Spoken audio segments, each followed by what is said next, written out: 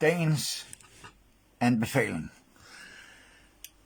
Ugens anbefaling, månedens anbefaling, årets anbefaling måske, ovenikøbet, årtidets anbefaling. Hallo, røvhuller derude.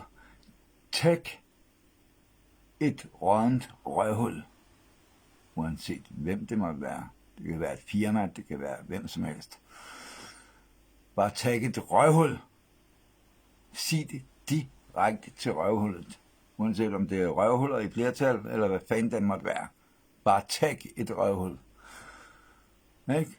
Hvad er du bange for? At få karantæne på Facebook, eller hvad? Det er jo nok farligt, hva'? Hvor mange gange er man ikke blevet udelukket igennem tiderne? Det skulle da skide på, mand. Faktisk, så skaber det frihed at blive udelukket en gang imellem. Men det betyder så ikke, at de skal udnytte det, vel? Vel, Zuckerfuck. Jeg ved godt, hvad man taler om, ikke? Zuckerberg. Du lukker bare din røv. Fuldstændig.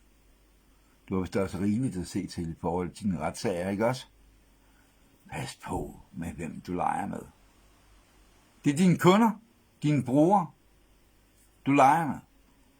Og dem skal du ikke lege med. Det er double cross. Og det er double fucked up, hvis du fortsætter. Du kan godt stoppe dit fucking trip. Står du det? Jeg er ikke helt sikker på, at du gør det. Men lad det også være en anbefaling. Jeg siger bare til jer alle sammen. Band og svovl som sindssyg. Stop det der med, at I skal lægge beslag. Altså, der er ikke nogen, der skal lægge beslag på jer. Jamen, det er jo ukvemsord. Det er jo bandeord. Nå, er det det? Hold da op, mand. Ikke? Altså, normalt plejer jeg at sige, hold da kæft, mand. Lad jeg lige beslag på mig selv der. Vil jeg sige, hold da op. Og i stedet for at sige, for fanden, skulle jeg så sige, for pokker. For pokker, what? Det virker ikke rigtig, vel? Jeg kunne også sige, for søren. Ikke? Nej, for søren. Ja, det var jo også lige sådan i overkanten der. Det må jeg nok lige sige. Det hedder, fuck you, dit fucking svin. Nu lukker du kraftigt af perk med røvhullet. Og så hører du efter, hvad jeg siger. Bare rolig. Der er masser af argumentation lige efter.